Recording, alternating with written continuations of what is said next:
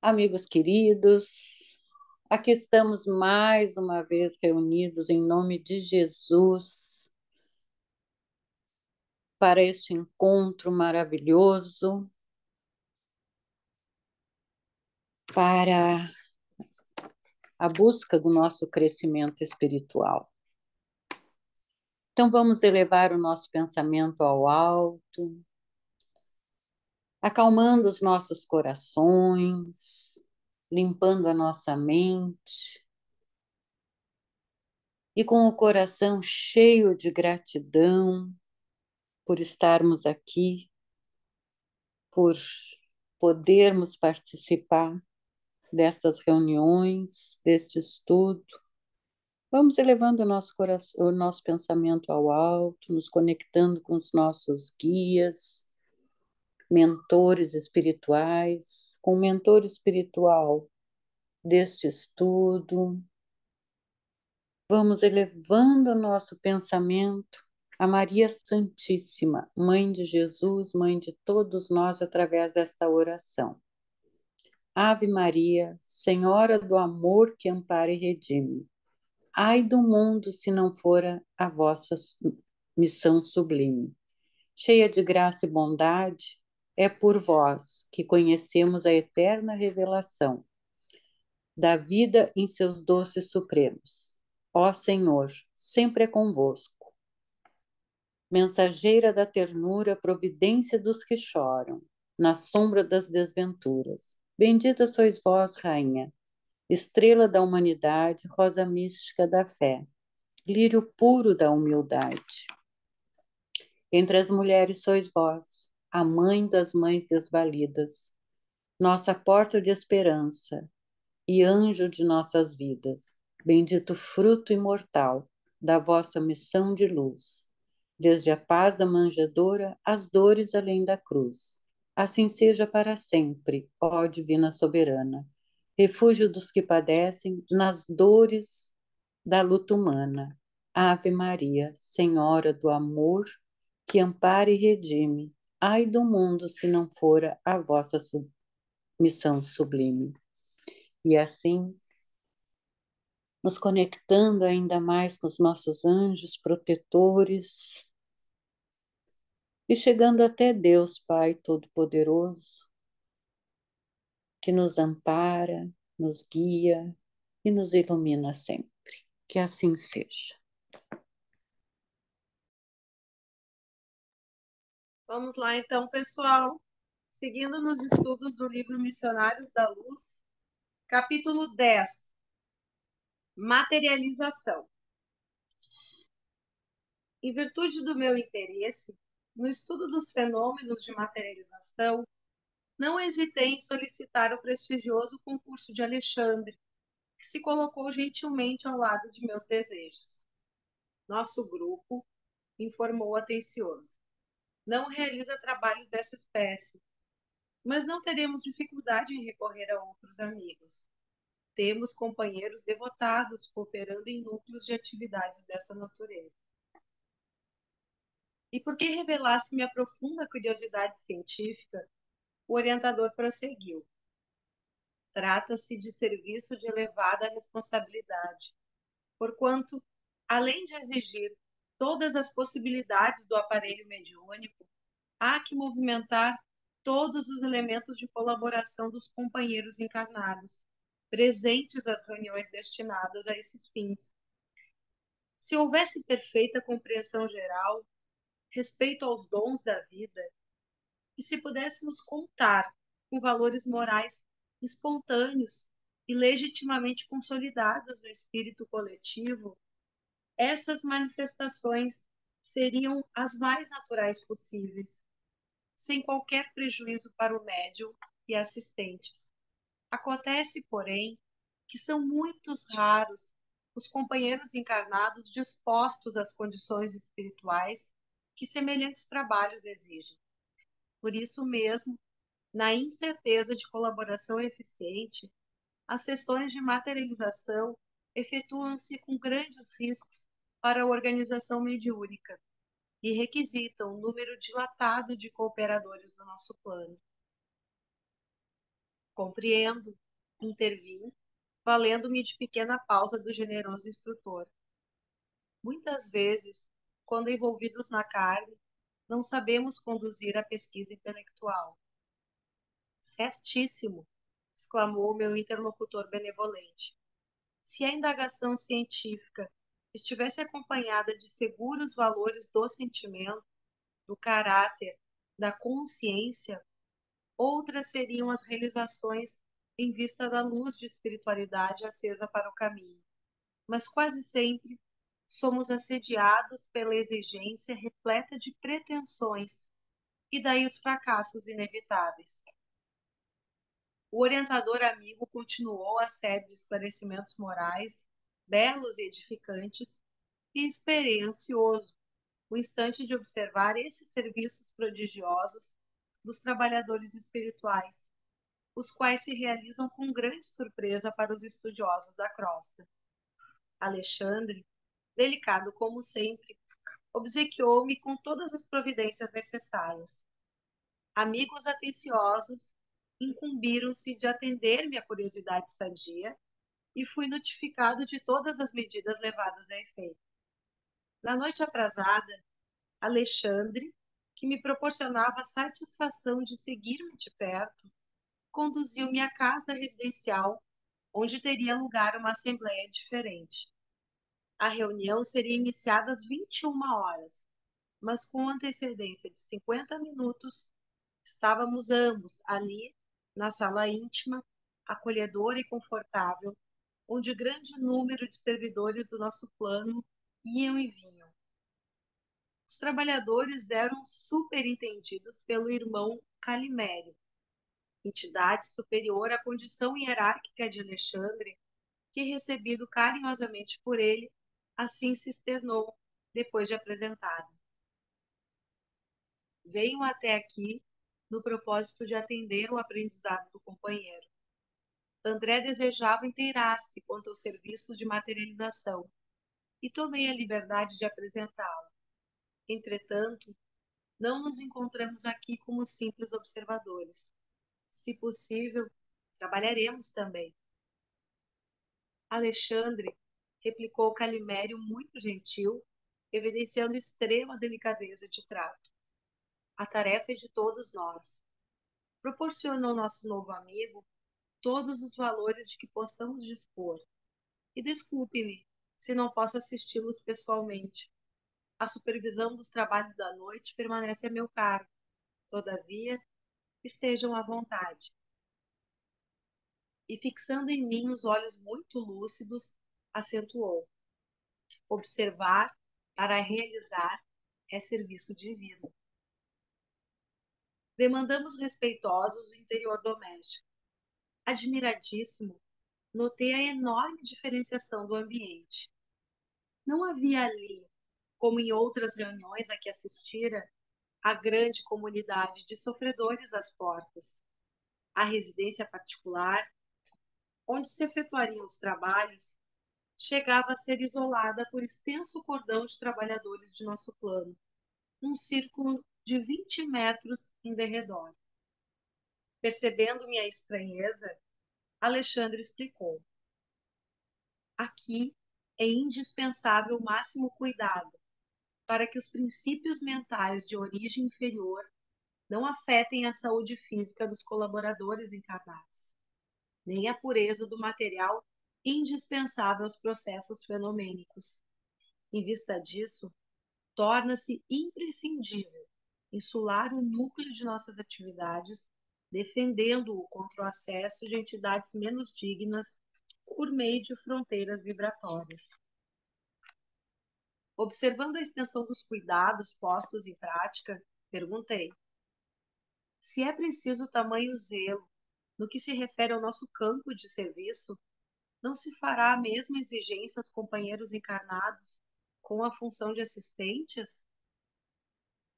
Alexandre sorriu, compreendendo a sutileza de minha interrogação, e respondeu: todo o perigo desses trabalhos está na ausência de preparo dos nossos amigos da crosta, os quais, na maioria das vezes, alegando impositivos científicos, se furtam a comezinhos princípios de elevação moral.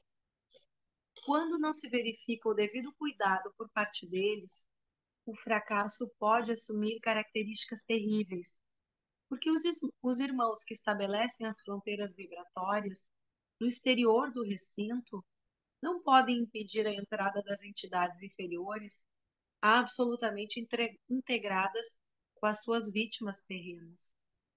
Há obsidiados que se sentem tão bem na companhia dos perseguidores que imitam as mães terrestres agarradas aos filhos pequeninos, penetrando recintos consagrados a certos serviços com que não compadece ainda o espírito infantil. Quando os amigos menos avisados ingressam na tarefa em tais condições, as ameaças são verdadeiramente inquietantes. Então, aqui, considerei, não devem entrar as vítimas do vampirismo. A rigor, não deveriam entrar, falou o instrutor sorrindo, mesmo porque há outros centros onde podem ser socorridas. Mas, algumas vezes, a caridade fraternal aconselha a tolerância, mesmo em ambientes como este.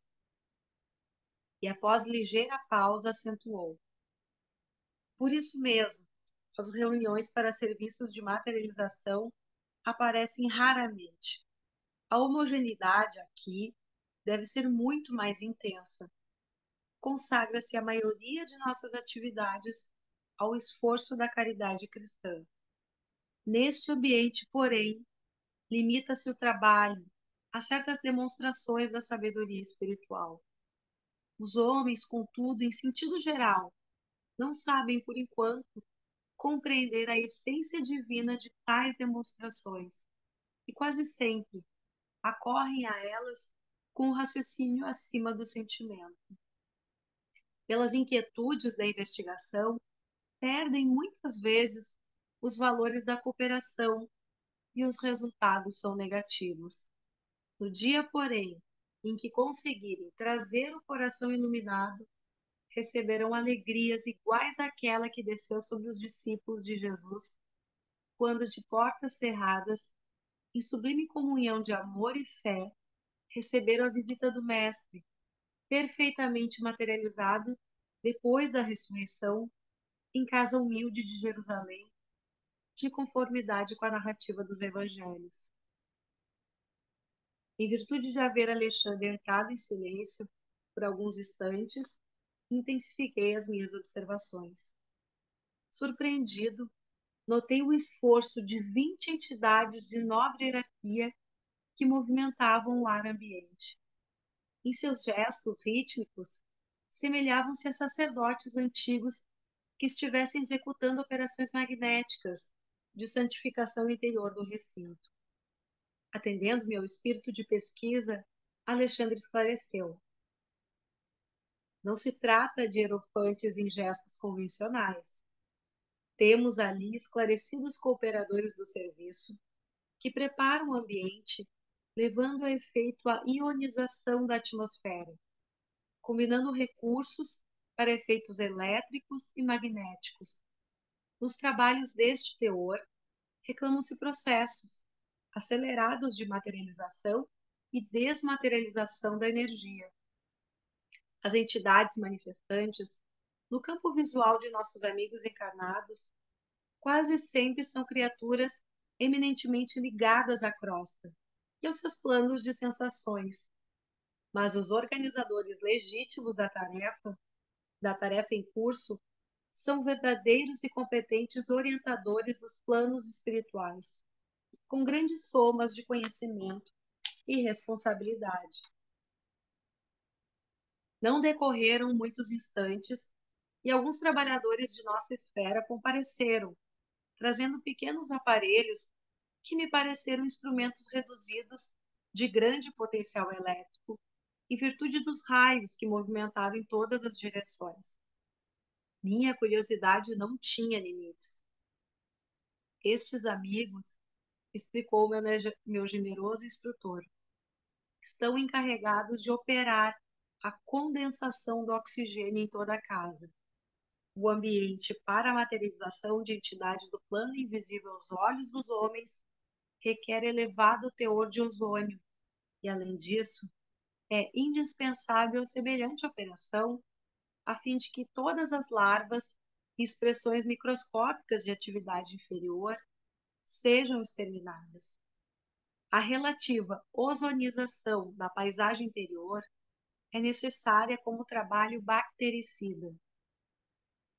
E depois de um gesto significativo, acrescentou: o ectoplasma, ou força nervosa, que será abundantemente extraído do médium, não pode sofrer, sem prejuízos fatais, a intromissão de certos elementos microbianos. Logo após, reparei surpreendido o trabalho de várias entidades que chegavam do exterior, trazendo extenso material luminoso.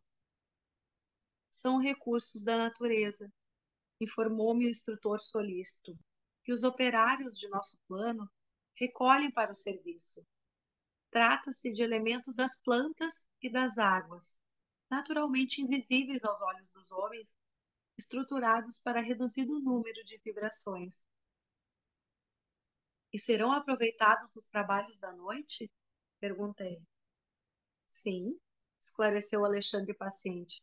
Serão mobilizados pela ação dos orientadores. Nesse instante, pessoas familiarizadas com a reunião penetraram a sala, tomando os lugares que lhes eram habituais. Estabeleceu-se entre os encarnados ligeira conversação, na qual se comentavam os trabalhos levados a efeito anteriormente. Não se passaram muitos minutos e a jovem médium, afável e simpática, deu entrada no recinto, acompanhada por diversas entidades, dentre as quais se destacava um amigo de elevada condição, que parecia chefiar o grupo de servidores. Esse exercia considerável controle sobre a moça, que a ele se ligava por tênues fios de natureza magnética. Sentindo minha insopitável curiosidade, o orientador esclareceu. O controlador mediúnico é o irmão Alencar, que também foi médico na Terra. Calimério é o dirigente legítimo, encarregado da supervisão dos trabalhos em nosso círculo. Como notasse minha estranheza, Alexandre reiterou.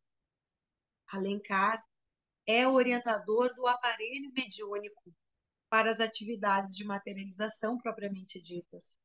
Aproximemo-nos dele. Muito sensibilizado, recebi a saudação do novo amigo, que nos acolheu afetuosamente.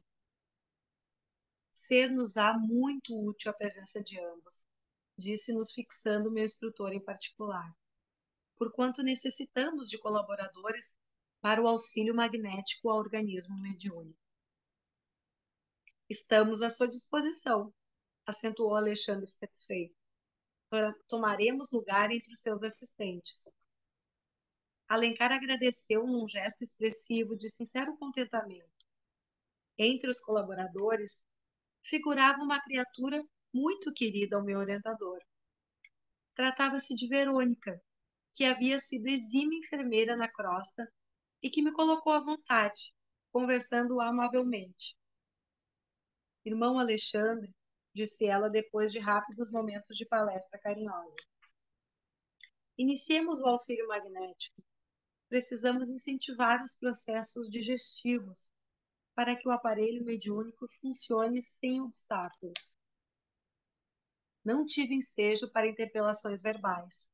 Alexandre, porém, endereçou-me significativo olhar, convidando-me a incentivar observações.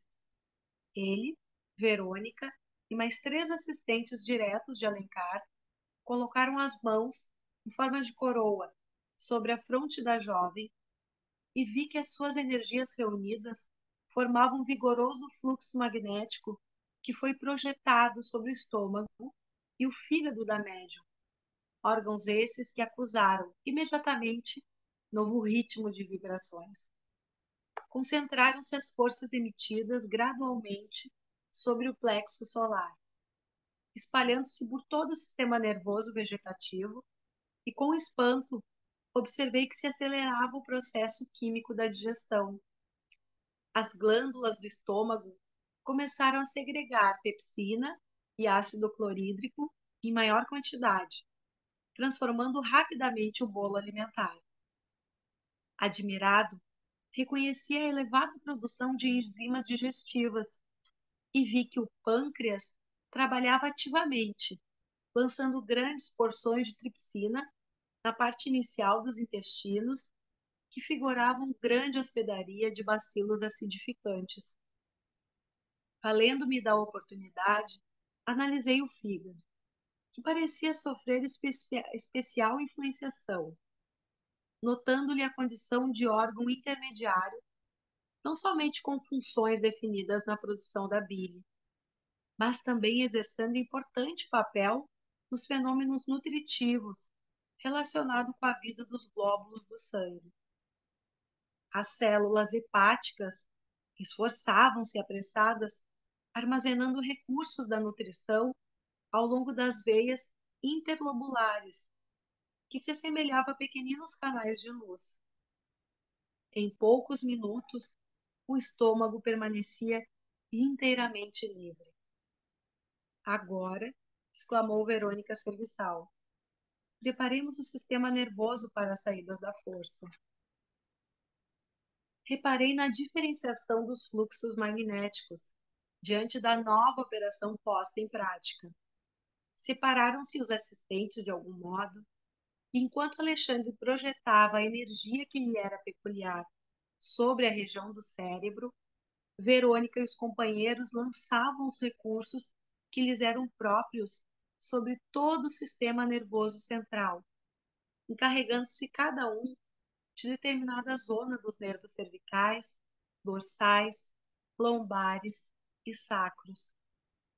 As forças projetadas sobre a organização mediúnica efetuavam limpeza eficiente e enérgica, porquanto via espantado os resíduos escuros que lhes eram arrancados dos centros vitais. Sob o fluxo luminoso da destra de Alexandre, o cérebro da jovem alcançava brilho singular, como se fora espelho cristalino. Todas as glândulas mais importantes resplandeciam à maneira de núcleos vigorosos, excitados por elementos sublimes. Debaixo da chuva de raios espirituais em que se concentrava, a médium deixava perceber o trabalho divino de que era objeto, na intimidade de todas as células orgânicas que pareciam restaurar o equilíbrio elétrico. Terminada a tarefa, Alexandre cercou-se de mim, observando, ante a minha indisfarçável curiosidade. O aparelho mediúnico foi submetido a operações magnéticas destinadas a socorrer-lhe o organismo nos processos de nutrição, circulação, metabolismo e ações protoplásmicas, a fim de que o seu equilíbrio fisiológico seja mantido acima de qualquer surpresa desagradável. Prosseguindo o exame dos trabalhos em curso, reparei que Verônica alçava agora a destra sobre a cabeça da jovem, demorando-a no centro da sensibilidade. Nossa irmã Verônica, explicou meu amável orientador, está aplicando passes magnéticos como serviço de introdução ao desdobramento necessário. Neste momento, porém, algo aconteceu de estranho no círculo de nossas atividades espirituais. Percebeu-se grande choque de vibrações no recinto. 2 servidores aproximavam-se de Alencar e um deles explicou espantadíssimo. O senhor P aproxima-se, porém, em condições indesejáveis. Que aconteceu? Indagou o controlador seguro de si. Bebeu alcoólicos em abundância e precisamos providenciar-lhe o isolamento. O controlador esboçou um gesto de contrariedade e murmurou, encaminhando-se para a porta de entrada. É muito grave. Neutralizemos a sua influenciação sem perda de tempo. Alexandre convidou-me a observar o caso de mais perto.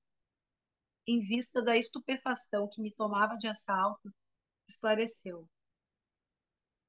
Nestes fenômenos, André, os fatores morais constituem elemento decisivo de organização. Não estamos diante de mecanismos de menor esforço, e sim ante manifestações sagradas da vida, em que não se pode prescindir dos elementos superiores e da sintonia vibratória. Nesse instante, o Sr. P. transpunha a porta, bem posto, evidenciando excelentes disposições, não parecia ameaçar o equilíbrio geral, mesmo porque não revelava exteriormente qualquer traço de embriaguez. Satisfazendo, porém, as determinações de Alencar, diversos operários dos serviços cercaram-no à pressa, como enfermeiros a se encarregarem de doente grave. Incapaz de guardar minha própria impressão, indaguei. Que ocorre, afinal? Esse homem parece calmo, normal. Sim, elucidou Alexandre benevolente. Parecer não é tudo. A respiração dele, em semelhante estado, emite venenos. Em outro núcleo, poderia ser tratado caridosamente, mas aqui, atendendo-se à função especializada do recinto, os princípios etílicos que exterioriza pelas narinas, pela boca e pelos poros, são eminentemente prejudiciais ao nosso trabalho. Como vemos, há necessidade de preparação moral para qualquer trato. A viciação, em qualquer sentido, antes de tudo, deprime o viciado, mas perturba igualmente os outros. Recordei a função do álcool no organismo humano, mas bastou que a lembrança me aflorasse de leve para que o instrutor me esclarecesse imediatamente. Você compreende que as doses mínimas de álcool intensificam o processo digestivo e favorecem a diurese, mas o excesso é tóxico destruidor. As emanações de álcool de cana, ingerido pelo nosso irmão em doses altas, são altamente nocivas aos delicados elementos de formação plástica que serão agora conferidos ao nosso esforço, além de constituírem sério perigo às forças exteriorizadas do aparelho mediúnico. De fato, pouco a pouco se sentia, embora vagamente, o cheiro característico de fermentação alcoólica. Reparei que o Sr. P.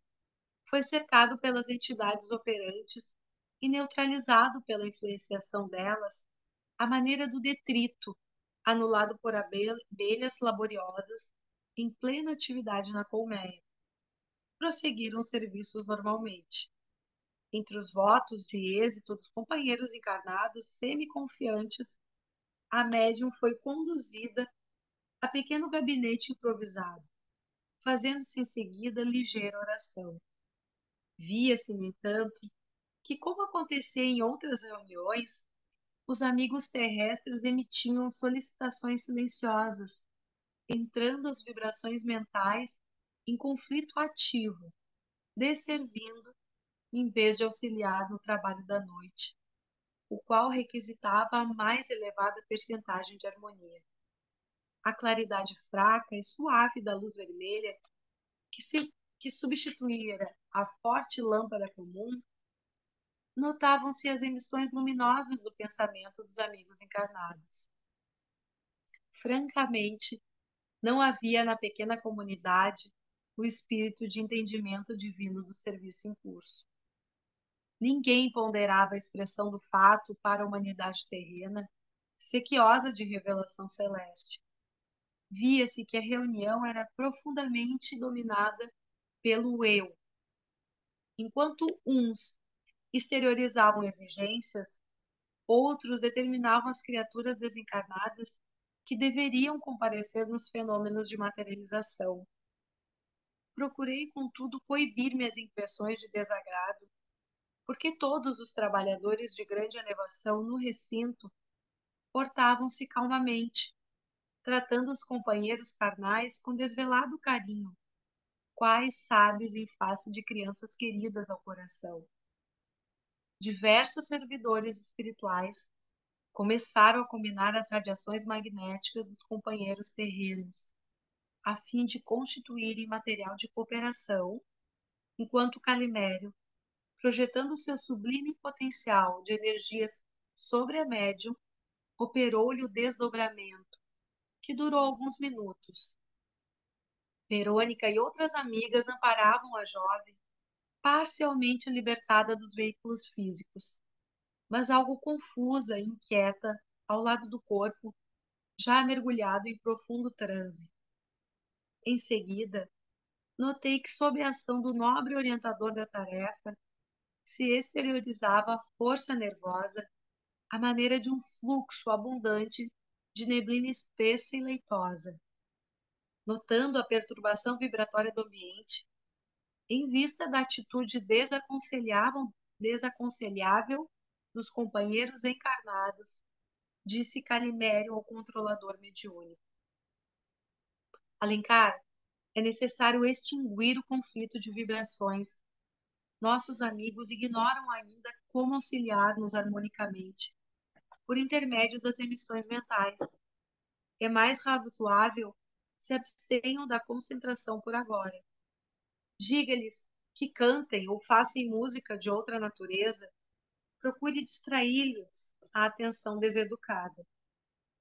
Alencar, porém, que se encontrava sob preocupações fortes diante das múltiplas obrigações que deveria desempenhar no momento, pediu a colaboração de Alexandre, que se colocou à disposição dele imediatamente. André, falou meu orientador em tom grave, improvisemos a garganta ectoplásmica. Não podemos perder tempo. Identificando minha inexperiência, acrescentou: não precisa inquietar-se. Bastará ajudar-me na mentalização das minúcias anatômicas do aparelho vocal. Estava aturdido, mas o instrutor considerou: a força nervosa do médium é matéria plástica e profundamente sensível às nossas criações mentais.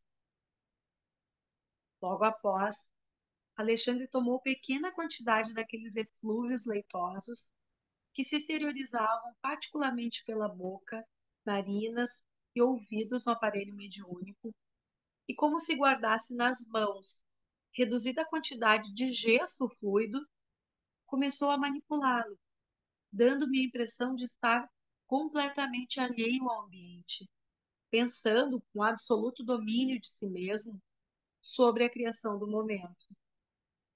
Aos poucos, vi formar-se sob meus olhos atônitos um delicado aparelho de fonação. No íntimo do esqueleto cartilaginoso, esculturado com perfeição na matéria ectoplásmica, organizavam-se os fios tenuíssimos das cordas vocais, elásticas e completas na fenda glótica, e em seguida, Alexandre experimentava emitir alguns sons, movimentando as cartilagens aritenoides. Formara-se ao influxo mental e, sob a ação técnica de meu orientador, uma garganta irrepreensível. Com assombro, verifiquei que, por meio do pequeno aparelho improvisado e com a cooperação dos sons de vozes humanas guardados na sala, nossa voz era integralmente percebida por todos os encarnados presentes. Parecendo-me satisfeito com o êxito de seu trabalho, Alexandre falou pela garganta artificial, como quem utilizava um instrumento vocal humano. Meus amigos, a paz de Jesus seja convosco. Ajudem-nos cantando, façam música e evitem a concentração. Fez-se música no ambiente e vi que o irmão Alencar, depois de ligar-se profundamente à organização mediúnica, tomava forma ali mesmo, ao lado da médium, sustentada por Calimério e assistida por numerosos trabalhadores. Aos poucos, valendo-se da força nervosa exteriorizada, e de vários materiais fluídicos extraídos no interior da casa, aliados aos recursos da natureza, Alencar surgiu, aos olhos dos encarnados, perfeitamente materializado. Surpreendido, reconheci que a médium era o centro de todos os trabalhos. Cordões tenuíssimos ligavam na forma do controlador. E quando tocávamos levemente a organização mediúnica, o amigo corporificado demonstrava evidentes sinais de preocupação. O mesmo acontecendo à jovem médium em relação a Alencar. Os gestos incontidos de entusiasmo dos assistentes, que tentavam cumprimentar diretamente o mensageiro materializado, repercutiam desagradavelmente no organismo da intermediária. O irmão Alencar entreteve pequena palestra diante dos companheiros terrestres extasiados. Não eram, todavia, as palavras trocadas entre ele e os assistentes que me impressionavam o coração, e sim a beleza do fato, a realidade da materialização, dando ensejo a dilatadas esperanças no futuro humano, quanto à fé religiosa, a filosofia confortadora da imortalidade e a ciência enobrecida, a serviço da razão iluminada. Alexandre aproximou-se de mim e considerou. Repare na grandeza do acontecimento. O médium desempenha o papel de entidade maternal, enquanto Alencar, sob a influência positiva de Calimério, permanece em temporária filiação ao organismo mediúnico. Todas as formas que se materializarem serão filhas provisórias da força plástica da intermediária. O amigo que conversa com os encarnados é Alencar, mas os seus envoltórios do momento são nascidos das energias passivas da médium e das energias ativas de Calimério, o mais elevado diretor desta reunião. Se forçarmos o médium em nosso plano, feriremos Alencar em processo de materialização.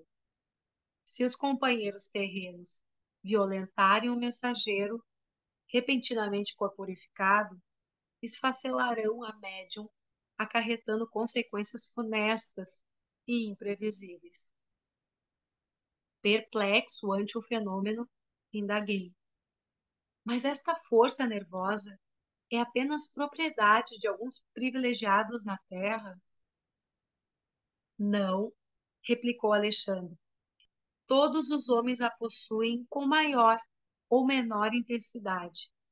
Entretanto, é preciso compreender que não nos encontramos ainda no tempo de generalizar as realizações. Você sabe que este domínio exige santificação. O homem não abusará no setor do progresso espiritual, como vem fazendo nas linhas de evolução material, em que se transformam prodigiosas dádivas divinas em forças de destruição e miséria. Meu amigo, neste campo de realizações sublimes, a que nos sentimos ligados, a ignorância, a vaidade e a má-fé permanecem incapacitadas por si próprias, traçando fronteiras de limitação para si mesmas. Impressionado com as maravilhas sob os meus olhos, notei que ao apelo de Alencar e com o concurso generoso de Calimério, materializaram-se mãos e flores, à maneira de mensagens afetuosas para os assistentes da reunião. Reinava grande alegria entre todos, com exceção do Sr. P., que revelava intraduzível mal-estar, sob o controle direto de vários trabalhadores espirituais que lhe neutralizavam a nociva influência.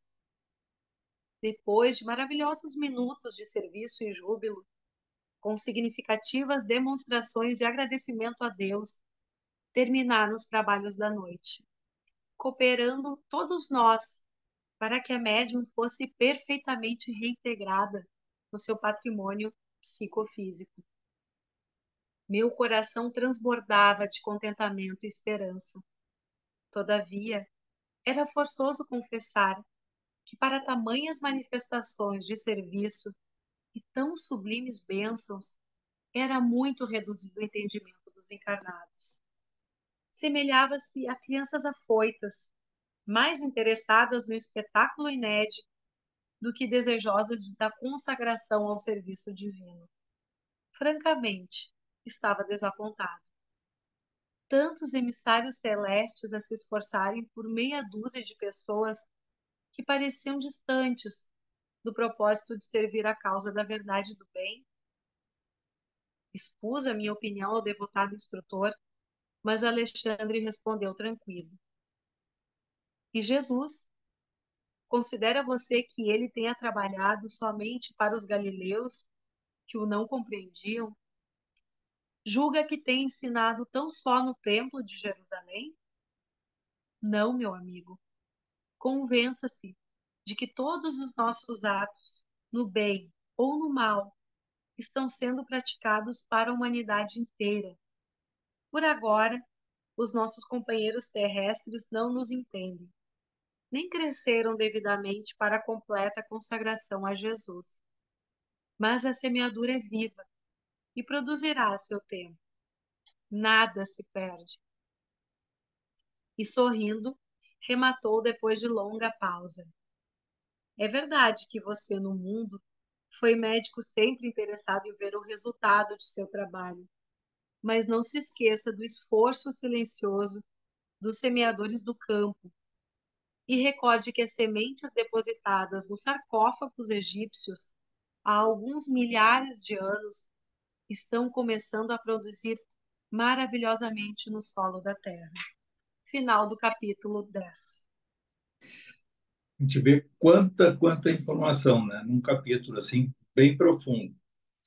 Uma das primeiras coisas, só para frisar, lembro lá no primeiro capítulo, quando a gente viu a epífise e a glândula pineal, que a gente ouvia uma coisa e outra, e eu, assim, eu digo, muitos anos atrás, eu ficava naquela dúvida, aquela glândula pineal, algumas obras falam em pineal, outras falam em epífise, assim como a hipófise e tal, e aí aquelas ramificações, até que um dia, isso, tá, se vai alguns anos, eu resolvi até ver o que era uma e outra. É a mesma coisa. E o próprio André Luiz, na própria obra, no capítulo, no primeiro capítulo, acaba falando de uma coisa e outra, e é a mesma situação.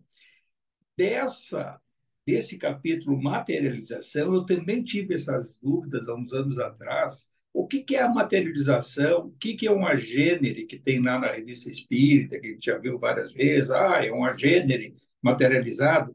O que é o ectoplasma? O que é o duplo etéreo? O que é o fluido vital? E assim, aprofundando, e até foi também na internet, vendo a revista Espírita e tal, a conclusão é a seguinte: a gênero, materialização, ectoplasma, fluido vital, duplo etéreo, tudo é a mesma coisa. Tudo. Só tem um nível de materialização, um nível de agênero, um nível de impregnação de fluido vital é que vai variar. E aí, como diz o Emmanuel, e o Emmanuel sempre nas obras dele, até nos aprendizados, durante várias mensagens que ele passou dirigindo os trabalhos com o Chico Xavier, que nós estamos ainda na infância da mediunidade. O Odilon diz que a gente está na idade das cavernas. E aí, sinceramente, eu, assim, ao longo dos anos, eu nunca conseguia compreender bem os milagres de Jesus. Não é que é aquela coisa, multiplicação dos pães, dos peixes, as coisas que ele fez. Estou falando de Jesus, né? E tem outros espíritos. Isso tudo hoje, com essa compreensão, a gente estava falando no início da aula, aquela coisa das obras mais modernas, com tanta informação que se tem do plano espiritual, hoje dá para compreender tudo isso. Tem uma outra palavra que é também pouco usada, mas ela é real, aporte e endoporte, que é o deslocamento de objetos, né? Que pode ser para dentro ou pode ser para fora. Tem pessoas que têm, pela natureza, de ter o endoporte, que consegue, muitas vezes, até se impregnar de matéria que possa prejudicar o seu corpo físico. Mas isso é até um outro capítulo. Mas o que Jesus fez nos seus milagres? Ele fez nada mais do que o aporte. Ele trouxe os peixes para aquelas cestas que foram colocadas. Ele materializou os pães, e isso é possível porque é uma dos níveis da matéria que nós não conhecemos. Alguns, os espíritos superiores conhecem. Alguns espíritos intermediários têm essa capacidade. A materialização, ela surgiu naquela época, foi uma sequência do advento do Consolador, da doutrina espírita. Ou seja, lá no primeiro, até 1857, uns 4, 5 anos antes, foram as mesas girantes, as batidas nas paredes, os espíritos usavam de efeitos físicos, ou seja, se impregnando de ectoplasma, fluido vital, de duplo etérico da matéria do ambiente e produziam sons. Esse foi o primeiro despertar da doutrina espírita. O segundo foi a materialização, que foi ocasional. Quer dizer, o médium que se conhece, que mais materializou espíritos e objetos, foi o Peixotinho, o outro próprio Chico Xavier. Aí tem outra informação, então, para a gente ter assim, Jesus, quando esteve entre os apóstolos, e se sabe que ele ficou várias semanas, principalmente conversando com João Evangelista, né, que é o Chico Xavier, que é o Kardec, que é o Francisco de Assis, e ele conversava como um agênere, ou seja, como um espírito materializado na sua plenitude, inclusive com as roupas, com todas as situações inerentes ao mundo físico. E a gente já falou várias vezes sobre os agêneres, que às vezes eles estão entre nós e a gente não percebe. Não significa uma elevação espiritual, mas todo espírito elevado tem a capacidade de absorver esse fluido vital e coagular, ou seja, acumular. O que foi feito ali? Foi acumulado o fluido vital, o ectoplasma, a ponto de se materializar. E de diversas formas, várias informações que tem nesse texto. Né? Então, o que Jesus fez e outros espíritos, às vezes, fazem, não são espíritos elevados. A gente pode ver lá aquela obra lá, Por Amor ao Ideal, lembra aquela do Edgar Allan Poe, que eu já falei várias vezes aqui, aquele que teve com o Inácio e ele não percebia, depois ele foi ver, pô, mas era o Edgar Allan Poe, aquele autor de best-seller daqueles livros de bolso, lá no século anterior, que ele tinha desenganado por suicídio, né? E muitas dezenas de anos depois, num processo já de recuperação, ele esteve no consultório com o Inácio e conversou com ele como espírito, e o Inácio não se deu conta, foi se dar conta depois. Mas isso é só um exemplo. E às vezes a gente está diante de um agênero e não sabe, está com o espírito materializado.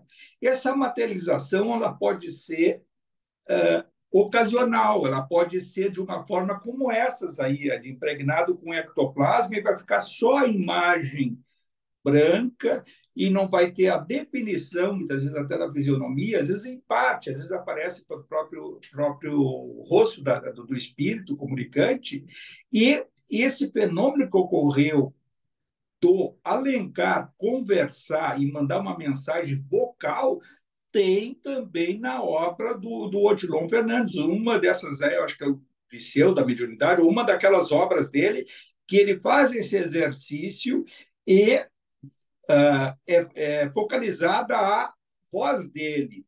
Então, ele se comunica e é dado o ectoplasma, e esse aparelho que vai ser vai transmitir a voz do espírito para o nosso meio, ele é constituído por ectoplasma. O Chico Xavier e vários outros espíritos que, quando dizem assim que no futuro nós vamos desenvolver a transcomunicação espiritual, nada mais é do que esses aparelhos, que mais adiante nós vamos, a ciência vai desenvolver aparelhos que vão ser sensíveis à interferência espiritual. É lógico que o grande objetivo disso é despertar a fé, é de trazer, trazer conhecimento dos planos invisíveis. E o que ocorreu com a materialização? Ela virou um espetáculo circense. Tem aí junto outras informações. A gente vê, se sabe, né, que o Chico Xavier dizia que tanto o Emmanuel como o Bezerra de Menezes, o irmão José Barnabé, e muitos outros espíritos elevados se comunicavam nessas obras do André Luiz. Nitidamente dá para perceber, e se sabe, né, que esse irmão Alencar é o Bezerra de Menezes. Tá? É o Bezerra de Menezes, que era médico e tal. Aquela enfermeira Verônica, ela é a enfermeira Sheila, aquela que se comunica, que até, inclusive, quando ela se aproximava, trazia sempre o perfume da Sheila, e o Chico Xavier falava, ela gosta sempre de andar bem e tal. O Calimério provavelmente seja o Emmanuel. E o Emmanuel aparece em várias das obras do André Luiz com outro pseudônimo, que o grande objetivo não é ficar persistindo em nome. O próprio André Luiz é um pseudônimo. Então, o Emmanuel, ele aparece nessas obras do André Luiz várias vezes e nós não percebemos. Ele coordena todos os trabalhos. Né? E o Bezerra de Menezes aparece em várias outras na atividade dele, inclusive foi um dos principais na tarefa de materialização. Então, muito provavelmente, esse Alencar é o Bezerra. E aí, o que aconteceu com o Chico Xavier? Passaram essa reunião aí, foi numa casa. E essa casa foi protegida durante cerca de 20 metros de raio, né, de proteção na casa, meia dúzia de médiuns e muitos encarnados. Lá veio o Alencar, lá veio tal, o Calimério dirigindo os trabalhos, o Alexandre. E, com a presença desses médiuns, realizaram a tarefa. Aí veio o tal do Peter, o P de pinguço, talvez, ou o que tinha bebido, e que chegou atrapalhando os trabalhos. Veja só o que o mundo espiritual fez. Isolou. Ele teve que ser isolado para não contaminar com as toxinas do veneno do próprio álcool, a corrente não ficar inviabilizada. O trabalho de materialização ele é tão sensível que se ele não for bem conduzido, ele pode levar ao choque do médium que doa o ectoplasma e ele, ao mesmo tempo, depois do processo de materialização, ele tem que reabsorver energias para se reconstituir. Então, o ambiente é extremamente sensível. E o que as pessoas o que estava assistindo aquilo ali? Estavam todos pensando assim, será que vai ver a mãezinha, a tiazinha, a vovozinha, que vai dar uma mensagem, que vai aparecer aqui para mim? Não estavam pensando na caridade, no assistir, no despertar da fé, aquela mensagem que é dada do Alencar ali, de viva voz para todos. As pessoas estavam extasiadas com o fenômeno. E aí o espetáculo que estavam assistindo sempre já conduzido, que ele diz ali, estava aqui de eu, ego, só ego. E o próprio Emmanuel, que é esse, se percebe se ele conduzir esses trabalhos, ele que foi o que determinou o Chico Xavier, em determinado momento, de encerrar, foi determinação do alto, chega, não precisa mais de materialização, passou dos limites. Ali se dava o encerramento da segunda fase do advento da doutrina espírita. E, a partir dali, o Chico Xavier, num desses momentos, dessas sessões, ele não recebeu mais e não foram realizadas nenhuma sessão de materialização com a supervisão do Emmanuel e desses espíritos dessa envergadura. Corriqueiramente foi suspenso, e esporadicamente um que outro. Não se tem mais notícia hoje de materialização. Pode até acontecer, porque isso é um fenômeno de efeitos físicos e não significa o espírito sublime, mas isso significa que a tarefa do despertar da fé das pessoas, isso já foi superado. Agora, tem uma outra informação, aí que já estamos no horário, mas eu queria colocar, quando eu li isso aqui, eu fiquei impressionado aquela questão de higienização do ambiente. Assim como o P ali, que tinha bebido e foi isolado, esses pensamentos que cada um irradia numa corrente, eles emitem o quê? são embriões, são partículas, forma pensamento que acabam contaminando o ambiente e o ectoplasma vai ser prejudicado. O que as entidades fizeram? Olha, isso aí foi em 1944, 45. Elas utilizaram aparelhos elétricos que, em contato com o oxigênio, que são duas moléculas de oxigênio, O2, e impulsionada por um equipamento elétrico, produziam mais uma, ou seja, conseguiam fazer a junção de mais uma molécula de oxigênio. O O2 se transformou em O3, que é o ozônio. E o ozônio, olha que a terapia do ozônio, que hoje se tem conhecimento disso, a terapia do ozônio ela é capaz de higienizar a água, de colocar nos alimentos, tem terapias que são utilizadas até para tratamento de pele, disso, daquilo, que ela é bactericida. O ozônio mata bactérias. O ozônio, em contato com o ar, quando o gás dele ele entra em contato com a atmosfera, ele é higienizador. E esse gás de ozônio ele está presente na natureza. Quando a gente vê que vai chover e tem as nuvens, né, carregadas de luz, nuvens com camadas de frio contra o quente, que gera o raio, aquele raio gera o gás ozônio, que tem, às vezes, até um próprio cheiro da chuva. E isso, a natureza, olha o que é a dimensão divina da coisa, quando a nossa atmosfera está carregada, esse ozônio é o que dissipa as energias contagiantes daquele a forma pensamento coletivo.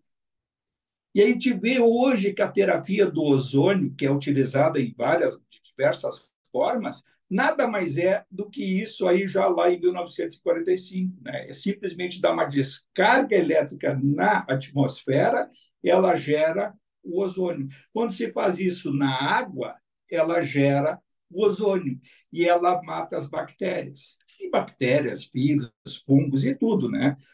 Claro que nós não podemos deixar por isso que tem uma divergência com a ciência sobre o advento da ozonioterapia, é porque há bactérias que o organismo necessita. Nós não podemos se utilizar do ozônio como um todo, porque tem que ser aí com dosagens, e assim por diante, aí não é para entrar nesse sentido. Estou dizendo assim, a providência divina, o que a gente tem de informação, de perceber por que isso se dá, assim como aquilo que já se falou, né, do sol, da claridade que dissipa o ectoplasma, e é utilizado o que nessa sessão durante a noite?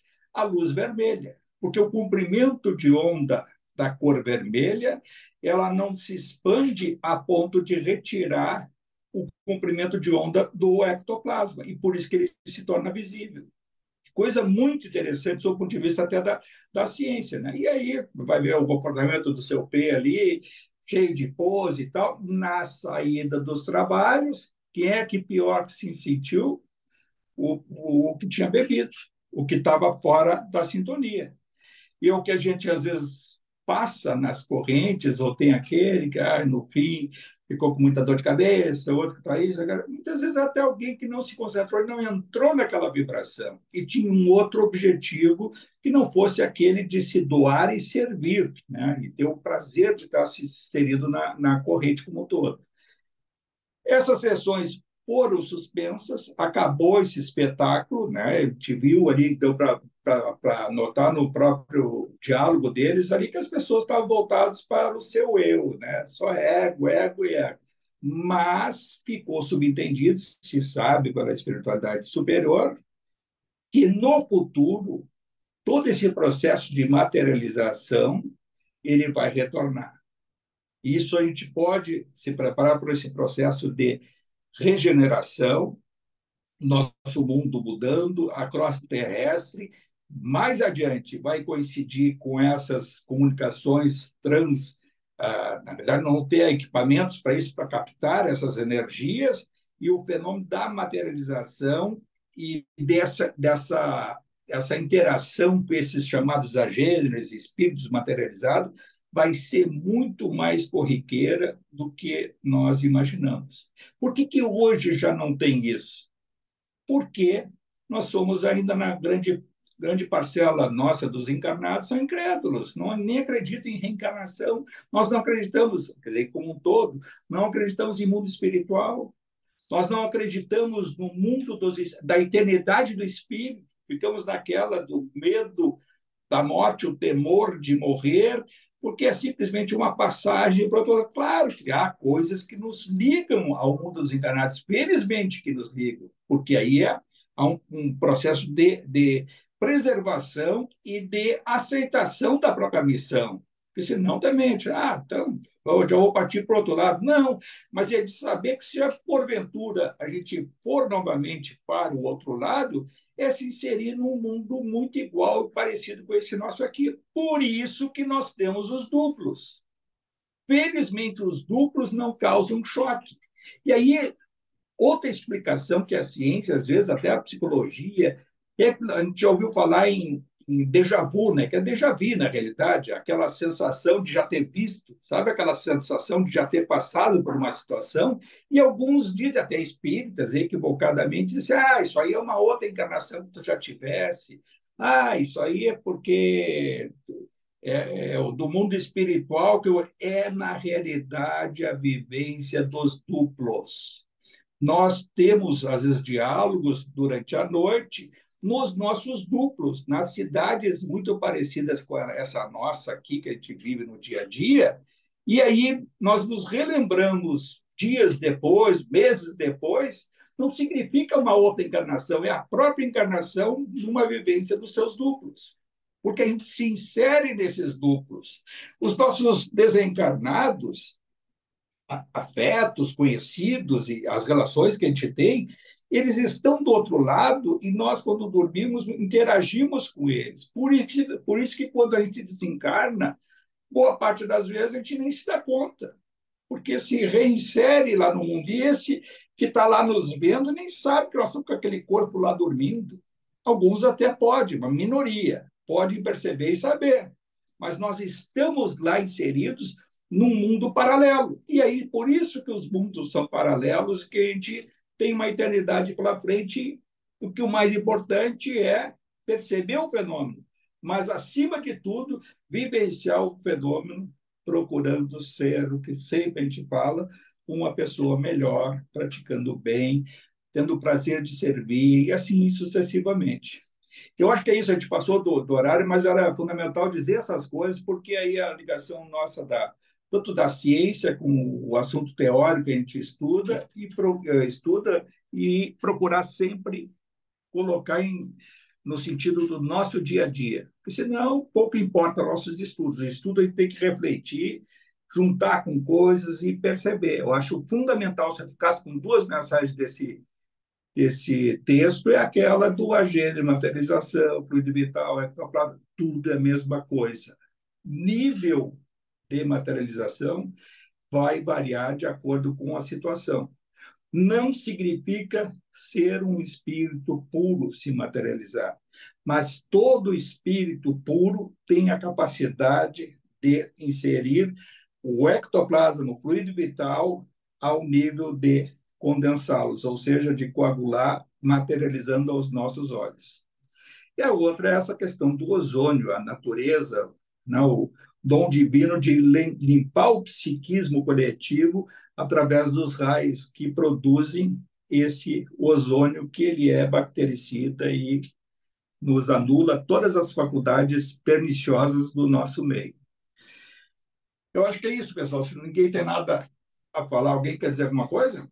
Nós vamos, então, elevar nosso pensamento a Jesus, nosso amigo incomparável, que sempre, através dos seus mensageiros, nos intuem, nos levam a essas reflexões de muito aprendizado, de reflexão, que possamos, cada um de nós, trilhar esse caminho, fortalecer essa trajetória de buscar o conhecimento, refletindo, colocando em comparações com as nossas atitudes no dia a dia, e agradecer aos nossos instrutores, mentores, A todos esses esclarecimentos, que muita valia será possível ao mundo espiritual, ao qual é o mundo real e que cada um de nós está inserido. Pai nosso que estais no céu, santificado seja o vosso nome. Venha a nós o vosso reino, seja feita a vossa vontade, assim na terra como no céu. O pão nosso de cada dia que nos dai hoje. Perdoai as nossas ofensas, assim como nós perdoamos a quem nos tem ofendido.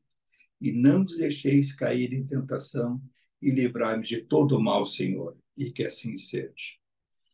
Isso aí, então, pessoal.